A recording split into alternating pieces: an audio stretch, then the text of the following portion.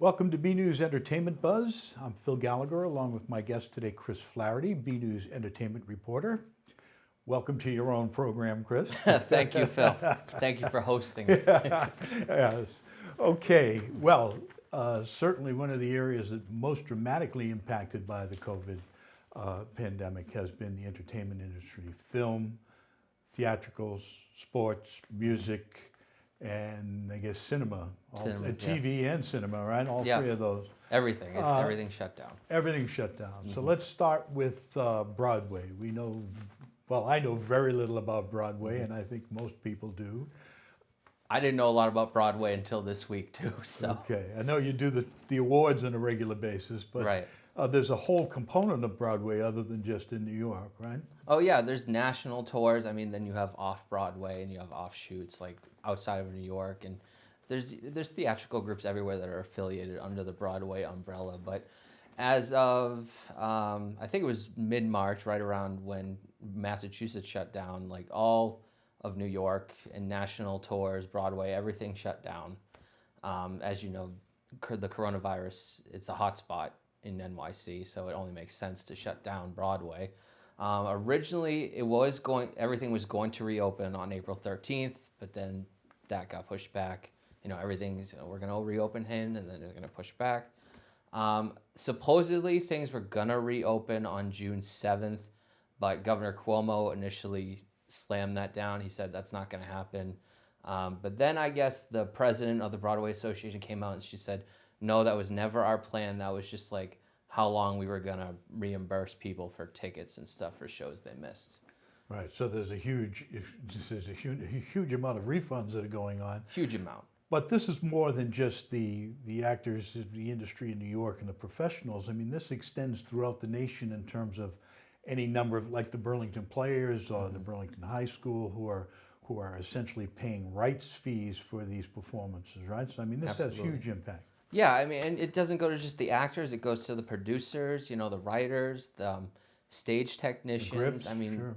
Ushers, concessions. I mean, there's all types of jobs that go into the theatrical experience. Now, what's being done on the, I wouldn't say charity front, but the support front for these people who are affected? Well, the Broadway League, which is like the trade association of Broadway, they created an emergency relief fund for union workers, paying them the minimum scale for Broadway actors, and they actually extended their health benefits through April 12th, as far as I know. Now, the weekly minimum for an actor in Broadway set by the Actors Equity Association, that's $2,034 per week per minimum scale. Obviously, that can change, if you're a big name and you can rake in more dough, or, you're not working and they cut you out of the show. Yeah, that extended for a few weeks. That was, the relief funds. There's been a couple fundraisers. Broadway Cares and Broadway Cares / Equity Fights AIDS, which is basically they use the arts to fund programs that fight, serious illnesses and stuff. They set up a COVID relief fund. They live streamed a concert from November. It was a celebration of 25 years of Disney on Broadway. That one raised over $600,000 for Broadway Cares. It almost didn't happen because there was a rights issue with the actors unions, because it's a performance for them. So, there was the whole thing like, are you going to pay us because you're showing our show again? So it was canceled, it was postponed, and then they had it again, and they raised over $600,000. The Actors Fund, teaming up with Rosie O'Donnell, of all people, had a return for her, I guess it was a talk show back in the day, the Rosie O'Donnell Show, and she had a little concert or in-home concert where everyone joined remotely, and that raised over $600,000 for the Actors Fund, which basically just supports actors. Right. Now, the bricks and mortar of the theatrical business are always tenuous at best. There seems to be a theater shutting down, opening up on a regular basis. What impact do you see there, particularly if social distancing is put in place for any length of time? It's hard to imagine you're going to have 6 feet or so distance between each seat in the theater. It's kind of like not a double-edged sword, because if they need to make the money back, because they're losing a ton of box office right now. So they almost need to sell out shows, but at the same time, no one's going to go to a sellout show if they have complete strangers on either side. So they have to figure out seating. Prices will have to be reduced. 65% of Broadway sales last year was credited to tourism. So people not from New York. Sure. So I'm going to borrow a phrase that we've said a lot around here, but New York needs to support local business. And if Broadway's to survive, people are going to have to make weekend nights and go into the city and see these shows. New Yorkers are going to have to do it, because yeah, tourism is another aspect, as you just mentioned, of the entertainment industry. absolutely. These hotspots, Vegas, Branson, Sure. NYC, are all going to be suffering for a long period of time, I would imagine. Yeah, and there's going to be, like, people have discussed security check-ins, like, Temperature taking. takings, like something like wearing a badge that says like you had it and you're fine now, or like you don't have it. I mean, Orwell coming to theater, it just seems so ridiculous I know. that these type of Orwellian type things would be appearing in such a liberal environment as theater.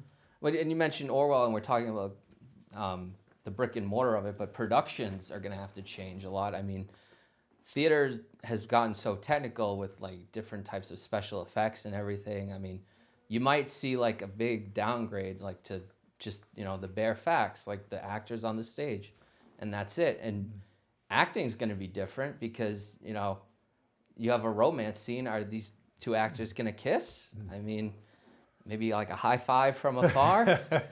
I mean, it kind of takes the romance out of it, doesn't it? Exactly. I mean, I've read like a couple different playwrights are writing one-man shows. That's what's going to happen. There's going to be a lot of one-man shows. But there's always risks with live theater. I mean, you could trip and fall off the stage. A light could fall and, knock you on the head. I don't know if you remember back in the day when they tried to put Spider-Man on Broadway, but actors were getting injured from that all the time, swinging on wires. So, I mean, there's occupational hazards, and then there's occupational hazards. Now, what about live streaming for theater? Does that make any sense? Will people pay a ticket to see a new performance, a unique performance, or a new edition, let's say, of a new play? Will you think they'll be paying to see it live streamed? I think they will, but I think they're going to have some resistance with it, because it's not live theater. Right. I mean, you go to the theater to see it performed in front of you, and now you're pretty just much watching like a movie or a music video or something.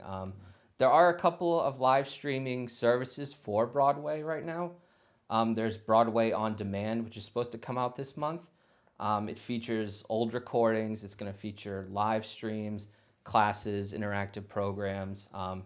There already is apparently a Broadway streaming service called Broadway HD, available for $8.99 a month. It has over 200 titles on it, so there's a Broadway live streaming war now. Well, you would think that particularly for new plays that are coming out, that this would actually provide an opportunity for them to generate more revenue. A particular famous playwright comes out with something, now he has nationwide appeal, or the ability for nationwide appeal, at a far less cost. I mean, what's a ticket on Broadway cost right now? $240, something like that. Depends where you want to sit. Yeah. Or where you're okay with sitting. Well, it's $150 to stand in the street, right? Exactly. It's $240 to get in the theater. Last I checked, mezzanine was like $90. 90. Yeah. Okay.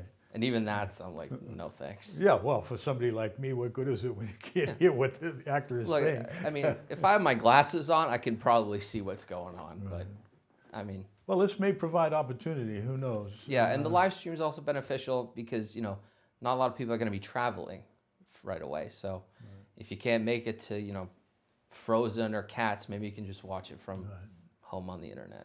Now, what about the awards business? Is always big business. Sure. The Tonys are a national production that goes on TV. Where is that? Where are the awards? Where are the nominations? Apparently, if there's no theater, there's not going to be many nominations. So we'd be dealing with pre-pandemic productions, right, that would be up for awards? Right. I believe the Tonys have been postponed. No new date has been announced. Nominations were not released. They usually are released a few months before, and then obviously in March things, changed. So I think they withheld nominations, and we'll find out, whenever once Broadway is open. You have to imagine the Tonys will reopen, but people are saying Broadway might not reopen again until September at the earliest. And even if it does reopen, does not necessarily mean it's going to return to profitability. No. Covering expenses. No, I mean, people aren't going to be like, Broadway's open and rush to the theater. I mean, there's obviously going to be some natural hesitation from the public. Now let's talk about TV. That has a little bit bigger advantage in terms of they're still selling ads on Seinfeld shows. Right? Oh, yeah. So the reruns are what's going to save and I'll get into how these networks can survive, but I mean, they're looking at the biggest crisis since the Writers Guild strike from 2007, 2008. Which they seem to weather pretty well. They weathered well. New productions. Yeah, I mean, a lot of shows during the writer's strike suffered. Some didn't make it out. A show I watched got canceled. A couple shows had their seasons shortened, but the writer's strike, I don't recall. I think it only lasted like a month, and now we're well past that length as far as the pandemic. But a lot of shows have been scripted and non-scripted have suspended production in the middle of the season. They're trying to stagger what episodes they have left on their programming blocks. What about remote productions? Are there places that aren't closed down, shut down, that they could go? But I presume that they don't want any foreigners flying in, if you can get a flight for that matter. It's true. I think at this point, post-production can be done from home for most networks. You can certainly write from home on your computer. Just for a couple of references, a couple of the superhero shows on the CW, they each had like 3 episodes left. And so basically they re-edited their last episodes to be makeshift finales. Like Supergirl apparently reworked parts that they had shot for 5/20 into 5/19 to make it a more complete finale. And now, like The Flash, we're in the midst of rewriting season 7 because now what they have for season 6 isn't really going to be relevant or make sense next year. Now, the actors in TV are totally affected by this in terms of being out of work or lacking cash flow because in most cases, if all of these reruns are being played, they're getting residuals. Yes, they're getting residuals, and some of them are actually still working from home. Couple of things, people are getting more creative these days. Singing competitions like American Idol and The Voice they're broadcasting from home. From their living room. Every contestant has been sent home and is now singing from home, and the judges are judging from home. I just can't imagine it's the same feeling as being on stage and performing for a bunch of people, and to hear you won American Idol from your living room. Yeah, well, that would be unique. You'd It's go down true. and Guinness Book of World Records. You're making probably. history either way. Yeah, either way. But I mean, and then talk shows, every talk show is remote now, and every talk show host is basically their own producer now. And the quality hasn't really declined because it couldn't decline much further. Well, for some of them, it's declined. I think Jimmy Fallon is suffering because he can't play games with his guests anymore. But Jimmy Kimmel's doing all right. He's got his kids to play makeshift Who Wants to Be a Millionaire. Modern Family ended right before this all went down, and he did a virtual Skype call with all of them. And with the kids, he did like a virtual scavenger hunt. And he's like, all right, now go bring back like the biggest bottle of alcohol you have in your house. So he revealed to the world that the Modern Family kids are now old enough to drink now. Well, the interesting thing is this certainly has opened up a great many new ideas, new creative ideas, But yeah, making do with what you can. yeah, I mean, I saw an Apple ad that said creativity lives on, and that's very true. There's this CBS drama, All Rise, which deals with LA's like prosecution system and stuff. And they did an episode from home. Every actor filmed themselves, from home, from their living room, or they did a makeshift set behind them. And it was a very relevant show because it dealt with, remote trials and stuff because they actually brought the pandemic into the show.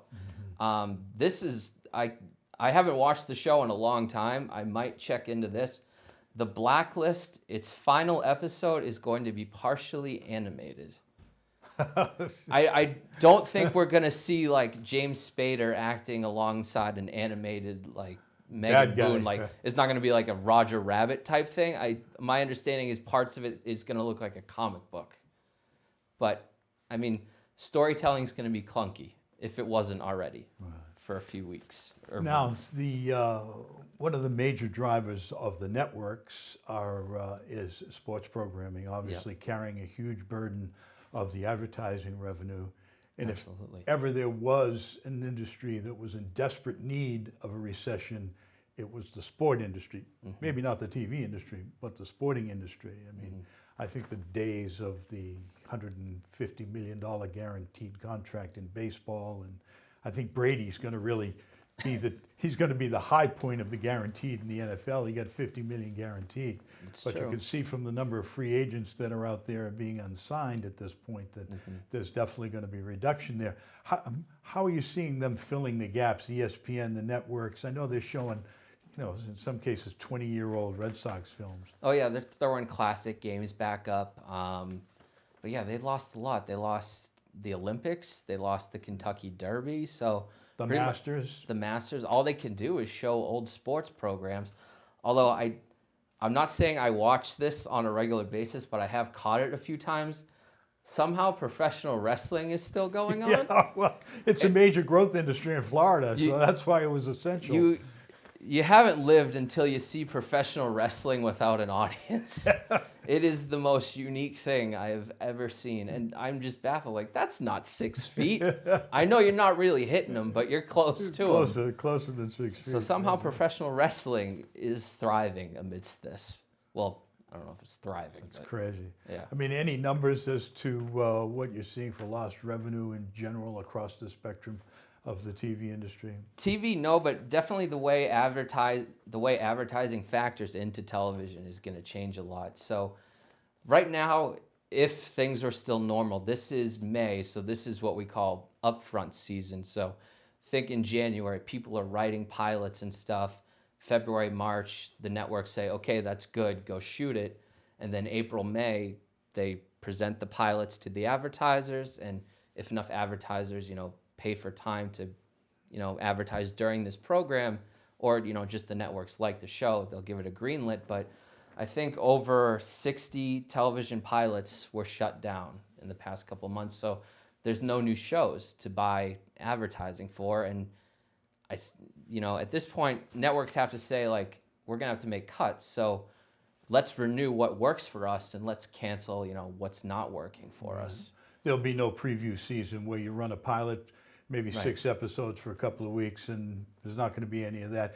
And that whole calendar is going to be set back at least 3 months. So what would normally be the summer months and you wouldn't get new programming is going to be pushed out even further. So September through November perhaps will be like a summer for the TV business. Yeah, and September is normally when shows come back. I mean, some networks have summer programs that they're bumping up now because they're running out of things to air. Networks are getting creative a little bit. Burlington's Amy Poehler did the Parks and Recreation reunion special. Every actor filmed their part from home. They, again, networked the pandemic into their script. It was a fun little show. It was nice to see Parks and Recreation back on the air. It was also a fundraiser for Feeding America. Disney and CBS are bringing back their movie night blocks. The CBS Sunday night movie is back, and the Wonderful World of Disney is back. And that's actually a good idea. Like, if you have movies you can broadcast, I mean, that fills about 3 hours of programming. Networks can pull shows from their streaming affiliates or their cable affiliates. For example, if NBC wanted to, they could take Unbreakable Kimmy Schmidt off Netflix because that's an NBC production, and they could air that. ABC could take one of the Marvel series off of Netflix because that is an ABC Studios production. Well, they could syndicate BNEWS Weekly. They could syndicate BNEWS Weekly. We're definitely an affiliate. I mean, I don't think it's going to get that bad where you're going to start seeing Cheers on NBC again, but you never know. I mean, there's definitely value in showing old programs. It was pretty much a stereotype in college where if you weren't at class in the afternoon, you were watching the Law and Order SVU marathon on USA, and that stereotype has followed me into the real world recently. I'm a big SVU fan now. Yeah, NCIS as well. NCIS. ABC Family always used to do the Harry Potter marathon. USA's got it now. I just watched all the Harry Potter movies. Well, I got 3 more left, but I'm still running through the original Star Treks probably for the 6th time every episode.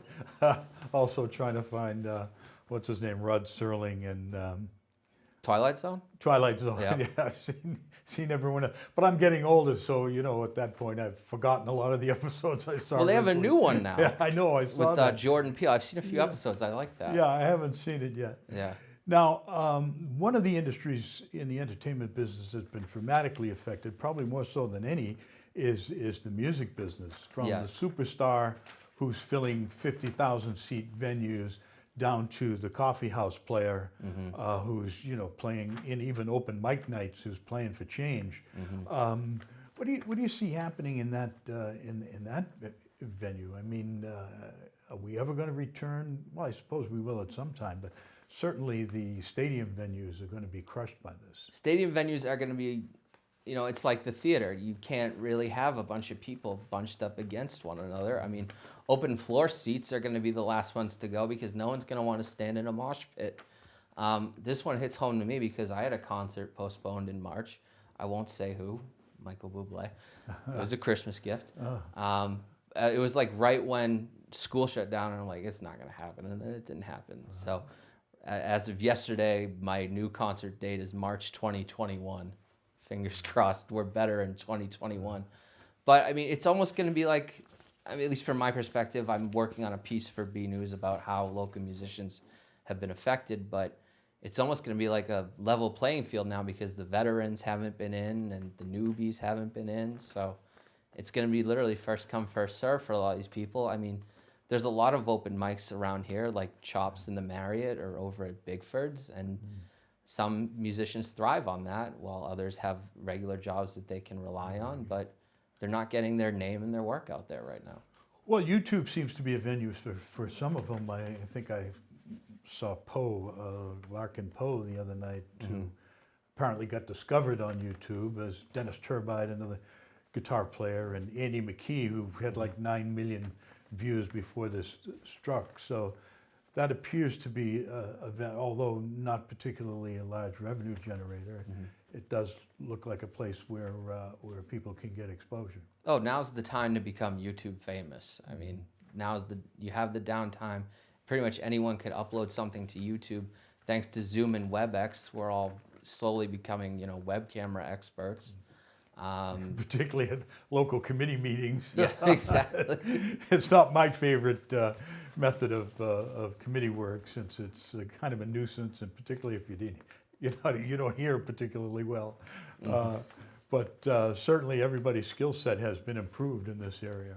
Oh, sure. I mean, the late night talk show hosts still have musical guests, but it's remote, and who did I see? The Killers played in their bathroom for Jimmy Kimmel. And I guess in the bathroom you get all the porcelain, so it's good acoustics. And the cooking shows and the DIY shows seem to be thriving here because everybody's sitting at home. Everybody needs something to do. Everybody's picking up new hobbies and activities. Right. The refrigerator business would increase if they had a little voice in there that said something like, "Are you back again?" or "Get out of here." Just change something that changes the password on it every 3 hours. Yeah.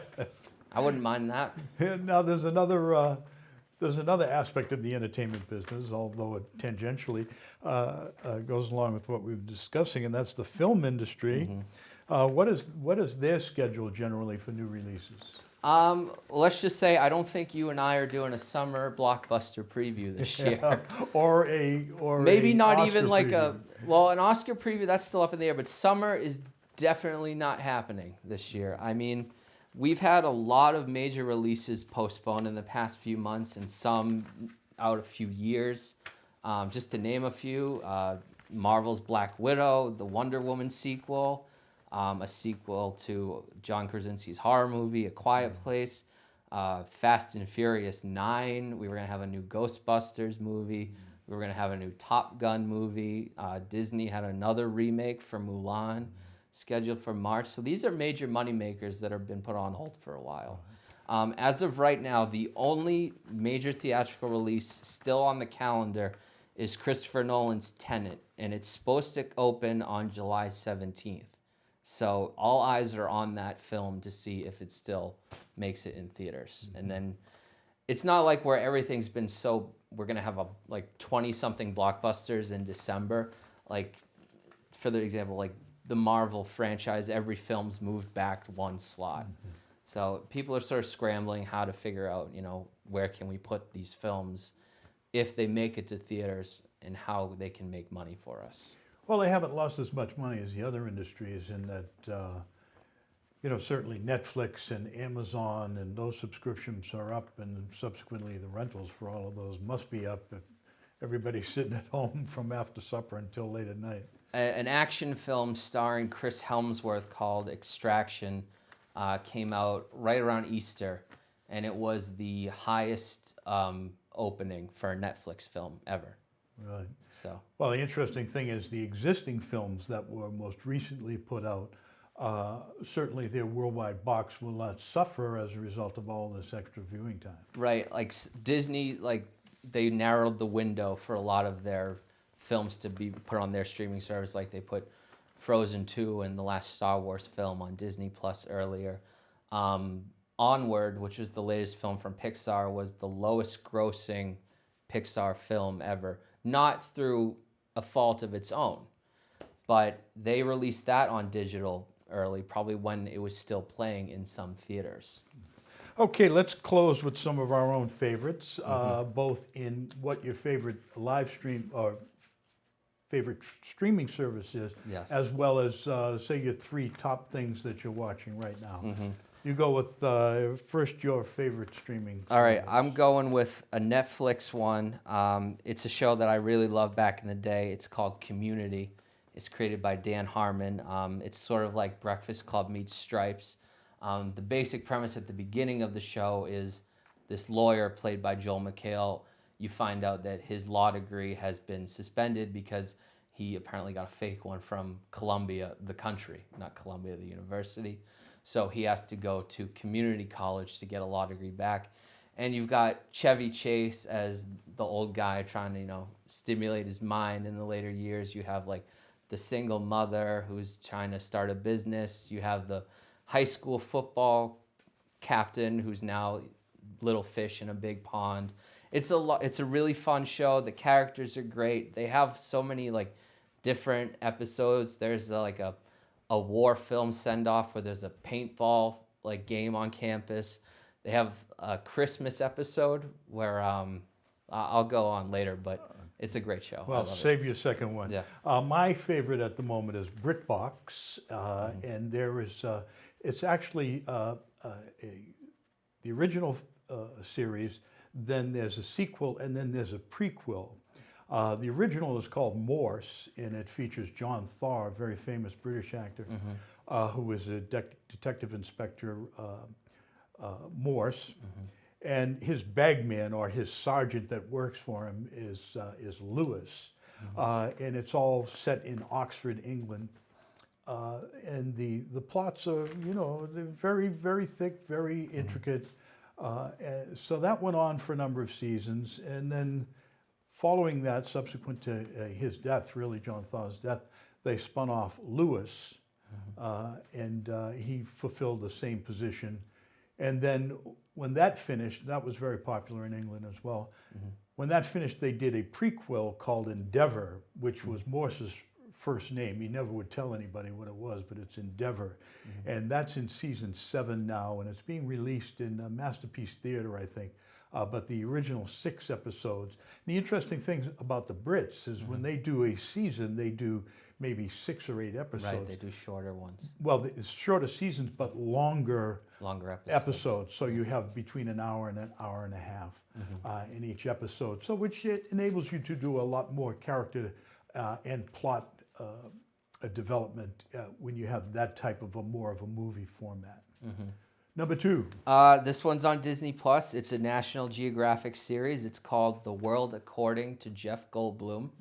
And every episode, Jeff Goldblum researches a different topic, like ice cream, tattoos, denim, bikes, RVs. It's interesting, and it's Jeff Goldblum, so it's elevated because you have a character like him learning about this stuff. It's a lot of fun. 12 episodes, half hour apiece, different topic each episode. I really like it. Okay, my next one is Humans, which is finished season 3. It's on Amazon Prime, and the theme here is artificial intelligence, where everybody with the robot is called a synthetic, which looks like a human, acts like a human, etc. And it permeates every aspect of community life. Again, this is another British one. But the interesting thing is suddenly they find that there are 5 anomalous synthetics who actually have become aware. They've become conscious. Sentient. So they become actually sentient beings.